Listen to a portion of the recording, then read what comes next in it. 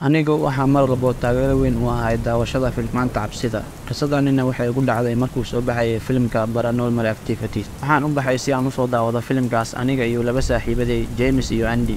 Filmkaasi wuxuu ahaa film cabsi badan, looma baahno inaan dhaho, laakiin sayid ayaan u faraxsanahay markaan soo daawaday filmkaas. Filmkaas wuxuu ku saabsanaa 3 wiil oo galaya guri qadiimi ah oo cabsi badan. Habeenada ka mid ah aniga iyo Andy waxaan qabanay guriga James si aan gurigiisa habeenkaas u soo seexano. Anagoo qolka James ku wada sheekaysanin ayaa James wuxuu bilaabay inuu ka hadlo maqaal uu hadda koor ka aqriyay online-ka, kaas oo sheegay inay jiraan ruuxaanta. Anigoo ag fadhiyo meel u dhow daaqada qolka oo sigaar iskacbaya ayaa Andy wuxuu yidhi, "Chris, ii dhiib aan jiide." waan u dhiibay sigaarkii aan cabayay, waxaana ku dhahay aniga xitaa mar ayaan aqriyay maqaal sidaa kale camal ah, waxaan jeclaan lahaa in aan booqano guri ay ruuxaan joogto. Andy ayaa ku neefsaday qiica daaqada habeenkeeda, wuxuu igu jawaabay, "yaa ku dhahay ma booqan kartid." Wuxuu bilaabay inuu dhoola cadeeyo asigoo indhano kale la soo baxay. James ayaa dhahay asagoo yaaban, "maxaa ka wadaa waxaas?" Andy ayaa soo jeestay, wuxuuna nagu dhahay waxaa jira guri ku ag yaalo harada ifaysa agteeda, wuxuuna noo jiraa saacad barkeeda. Qaar waxay dhahaan gurigaasi waxaa degan reer aakhiraad. James ayaa madaxa xoqday, wuxuuna dhahay, "oo ma waxaad ka wadaa guriga oday Miller?" Anigoo fahansanayn waxay ku hadlayaan ayaa ka dhex galay wadahadalkoodii, kuna dhahay, "gurigee oday Miller yaa la dhahaa."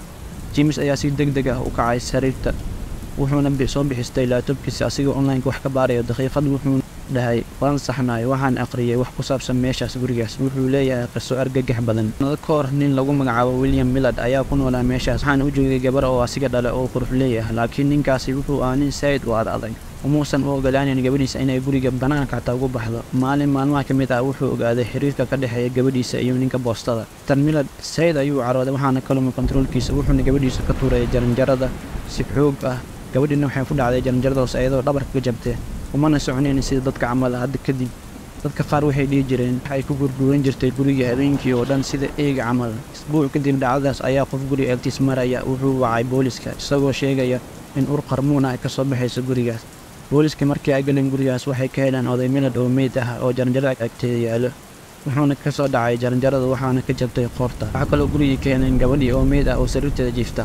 anigoo dhoola cadeynaya ayaa ku yidhi, "waxaa naxdin leh, obaal gabadhii ayaa ka argoosatay aabaheeda, kadibna ayadii isdishay." James ayaa isoo eegay asigoo indhihiisa sayid u kala furmay, wuxuuna ii dhahay, "sida ay warbixinu sheegaan gabadhii waxay dhimatay 20kii Maarch 1 duhurnimo iyadoo sariirteeda jiifta. oday Millardna wuxuu dhintay sida la sheegay sidoo kale 20kii Maarch, laakiin saacadda waxay ahayd markuu dhimanaya 1 habeenimo. sidaa darteed ma jiraan calaamado muujinaya meesha inuu dil ka dhacay. arrinku waa sidaa dadku waxay dhahaan aabbaha waxaa dilay gabadhii ruuxaanteeda oo careysa." Andy ayaa yidhi, "ma rabtaa inaad guriga soo eegno?" aniga iyo James waan ku raacnay hadalkiisii, waxaana go'aansanay inaan aadno harada ifaysa isbuucaasi. waxaan soo kaxaystay gaariga walaalkay, waxaana soo baxay maalin Sabti ah habeenkeeda, waxaana xilli habeen u dooranay si aan u qaadano neecaawada habeenkii. weligay waan ka qowmamayn doonahay go'aankan aan qaatay. Andy wuu saxnaa, waxayna nagu qaadatay 30 ilaa 35 daqiiqo si aan meesha u gaarno. meesha la oranayay harada ifaysa wuxuu ahaa magac ku habboon maadaama biyaha harada laga dhex arki karay xidigaha cirka, taas oo u ifaysa sida miyaaradda oo kale. waxaan gaariga ku agbaakinay harada agteeda, wuxuuna dayax u ahaa mid dhammaystiran, taas oo ifinay meesha oo guriga oday Millardna wuxuu ku ogyeelay harada agteeda. ma aanan ogeyn si aan guriga u gaarno inaan looga baahan yahay inaan harada dhex marno. si wanaag waxaa jiray 2 doomood oo ku xirnaa geed harada agteeda. jawigan ugu hareeraysan meesha wuxuu ahaa mid aad u degan, waxaana la maqli karaya cod kasta oo meesha ka shanqarayo. dabeelana way socotay, waxaana kaloo soo raacnay doontii meesha taayda. James waxaan bilownay in aan doonta kaxeeno, Andyna wuxuu noo hayay nalka tooshka, waxaana gaarnay dhinaca kale ee harada. gurigii wuxuu u noqday mid cabsi badan. daaqadaha guriga dabeesha ayaa dhaqaajinaysay, si dhan waxaa ka dulbaxay geedo, mana jirin wax iftiin ah oo guriga ka imaanaya. waxaan soo istaagnay albaabka weyn ee guriga, markii reegnay wuu isfuray asigoo sameynaya dhabaq dheer, taasoo tilmaamaysa in gurigan 10 sano la soo gelin. Andy wuxuu nalkii ku ifiyay gudihii, waxaana kasoo baxay raxan fiidmeer ah oo na dul maray, taasoo naga sii cabsiisay. waxaana dhahay anigoo tijaabinaya codkayga, "asxaabay ma hubtaan inaan meeshaan galno?" Andy ayaa igu jawaabay, "soo bax, dhimanimada iska daa." James iyo Andy gudaha ay soo galeen gurigii, aniguna waan daba raacay gurigii. wuxuu ahaa mid mugdi ah, meesha oo keliya iftiinka imaanayna waxay ahayd tooshkii aan wadanay iyo daaqad jabneed uu dayax iftiinkiisa kasoo gelayay. waxaan galnay qolkii jiifka, taas oo ku taalay jaranjaro weyn ah qolka dhexdiisa. James ayaa cod gaaban ku dhahay, "tani waa jaranjaradii uu ka soo dhacay Mr. Millard ee uu ku dhintay markii qoorta ka jabaysay." guriga dhan waxaa mid bus badan, waxaa kaloo arkayay xoogaa fiidmeer ah taas oo kasoo laalaadan saqafka guriga. Andy ayaa wuxuu nalkii ku ifiyay dhankii bidix ee guriga. waxaan aragnay sawir ka dhagnaa derbiga guriga, waxaana aadnay dhanka sawirka surnaa. waxaana aragnay nin duqa oo u eg mid xanaaqsan oo istaagsan meesha dabka. Garabkiisana waxaa fadhiyay gabar da'deeda aan u dhexayso 17 ilaa 18 jir ah oo ku fadhisa kursi. Sawirku waa Mr. Miller iyo gabadhiisa, sidaas waxaa dhahay James. Gabadha waxay u muuqatay gabar qurux badan, laakiin wejigeeda waxaad si fudud uga akhrisan kartay murugta wejigeeda ka muuqata, waxayna u ekayd gabar ilmada ka qubanaysa daqiiqad waliba. Andy ayaa si cabsi leh ku dhahay haddii ay gabadheed ahaan lahayd sidaas camal ayaan guriga u ahaan lahay. In kula labada kaftanka xun u dhahay, waxaana ku dhahay sidaas camal dib dambe ha u dhihin, taasi waa xushmad daro. Hal mar ka fikir dhibka ay weyn ee gabadhaasi yari marayso. Andy intuu garabkiisa nuuxiyey ayuu uga dhahay waxayga ma gelin, wuxuuna bilaabay in uu dhaqaaqo dhanka janjarada kor aadayso. James ayaa dhahay halkee u socotaa? Wuxuu ku jawaabay soo bax, aan soo egnay qolkii gabadha. Waa qolka keliya ay noo dhiman, waa iska caddahay in wax baal ah uu gurigaani joogin. James wuxuu bilaabay inuu sidoo kale daba raaco, waxaana eegay hareeraha guriga si aan u daba raaco. Laakiin waxaan dareemay inaan maqlay cod, waana istaagay, waxaana dhahay asxaabey ma ila maqashaan? Waxaan maqlay. James ayaa dhahay maxaa maqashay Chris? Anuu sheegi raba waxaan maqlay ayaa Andy kor naga yeeray oo sigoo dhahayo ugu filan bas naga daaya sheeko gabdheedka.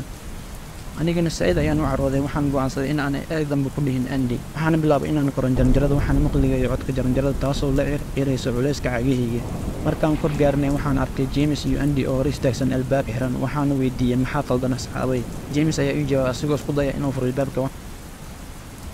Andy ayaa dhahay ii qabo tooshka aan isku dayay, wuxuuna isku dayay inuu xoog u adeegsado laakiin uu furi waayey. Waxaan istaagsanay albaabka hortiisa anagoo ka fikirayna waxaan samayn lahayn. Waxaan maqalnay qosol kaasoo ka imaanaya dhanka albaabka xiranaa. Inkoo shoogsan waxaa dhahay anigoo khalkhalayo James.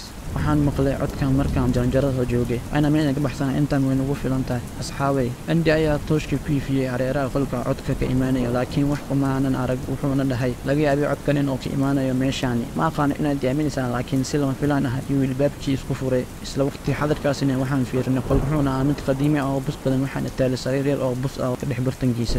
Iftiinka dayaxa kasoo gelaya daaqadda ayaa qolka ka dhigaya mid la arki karo wax dhex yaalo. anagoo qolkii gudaha usii gali rabna ayaa waxaa maqalnay mar labaad codkii, wuxuuna ahaa cod qof haweenay ah oo qoslayso. inta qofteeda gadaasheeda ku taal ayaa istaagtay, waxaana codkii yar ku dhahay asxaabay ina mariya. silma filaan ayaa James fartiisa ku fiiqay dhanka daaqadda ay sararta u jeedo. alla waa maxay waxaas Andy? wuxuuna ila muuqday sida noole ay ah inuu fadhiyo daaqadda hoosteeda, laakiin meeshii waxay ahayd meel mugdi ah, si fiican looma arkaynin. Andy ayaa ku aadiyay tooshkii, aniguna meeshii ayaan ku qaboobay. waxaa meeshaa fadhiyay gabartaas oo istaagsan sida raha camal, wejigeedana wuxuu u jeedaa dhanka hoose. cabbaar dhammaantayna hadal waa uu naga soo bixi waayey, sida wadnihiina istaagay. isla waqtigaas aan isdhaqaajin kari weynay. gabadhii ayaa wejigeedii kor u qaaday, markaas ayaa tooshkii wuxuu bilaabay inuu damo. ma aanan arki karin wejigeeda si nadiif ah sababtoo ah tooshka ayaa damdamaya. markaa tooshkii ayaa bilaabay inuu damo, haddana daarno sabab la'aan. mar walba oo tooshku daarmo waxaan arki karayna gabadh wejigeeda oo isbedelayo. damidii koowaad waxaan aragnay wejigeeda oo murugsan. damidii labaad waxaan aragnay ayadoo afkeedii balaarinaysa oo dhoola cadaynaysa. damidii saddexaad waxaan aragnay wejigeedii oo indhihii waaweyn noqdeen sida ay indhaheeda naga dhex arkeen. waana shoogna, markaas waanba hilmaamay in aadno. markaas kadib gabadhii waxay bilowday codkii hore ama qosasho, ayna dhankeena usoo soconaysa si aayar ah sida ruuxaan baahan. markaas ayuu wiilkiina u salaabtay, waxaana bilaabnay inaan la baxsano nafsadeena. James iyo Andy ayaa wareynay. Andy gadaashiina ayuu soo daba ordayay, Jamesna wuxuu ku celcelinaya orda. Andy asna wuxuu ku qaylinaya sida cunug 10 sano jir amal, asigoo dhahaya meesha haga tegina, waan idin baryayaa gadaasheeda isma maraysaa. waxaana soo gaarnay albaabkii weynaa, waxaan dib u soo eegnay Andy, waxaana aragnay asigoo janjarada haaf u dhiman tahay. gabadhiina waxay soo gurguurinaysa gadaashiisa iyadoo soo oryanaysa sida xayawaan camal ah. dhammaanteen waxaa noo suurta gashay inaan ka wada baxsano guriga. waxaan kusoo cararnay doontii meeshii taagla. Andy waxaa haradii u dhacay tooshkii cabsi awgeed. aniga iyo Jamesna waxaana doontii u kaxaynay si xawli ah. Andyna wuxuu ku dhex fadhiyey doonta dhexdeeda isagoo u jeeda dhanka guriga cabsidiisa darteeda. wuxuu isla markaa ku hayay waxaan maqlayaa ilaa hadda qosolkeeda shaydaannimada. xoog u kaxeeya doonta. James iyo anina waxaan xaqiiqsanay inaan kasoo baxsanay ilaa inta indhahaynu qabanaysay ma aanan u jeedin qof guriga hortiisa kusoo baxay. James ayaa cod hoose ku dhahay laga yaabo inaysan guriga kasoo bixi karin. ilaa hadda ma aqaano sida aan uga soo baxsanay ugana soo laabanay guryaheena. laga bilaabo habeenkaas ilaa hadda haddii aan maqlo wax ku saabsan gurigaasi dhiidid ayaa iga imaan jiray. muuqaalkan intaan ku egyahay. haddii aad ka heshiin qisooyinka camal comment igu soo qora si aan idinku soo badiyo sheekooyinka cabsida. muuqaalka haddaa ka heshina like saar, janaalkana subscribe saar si aad u noqotid daawashaha ugu hore ee daawada muuqaaladeena markaan video cusub soo dhigno. waana mahadsantihiin daawashadiina. macsalaama asxaabta qiimaha badan.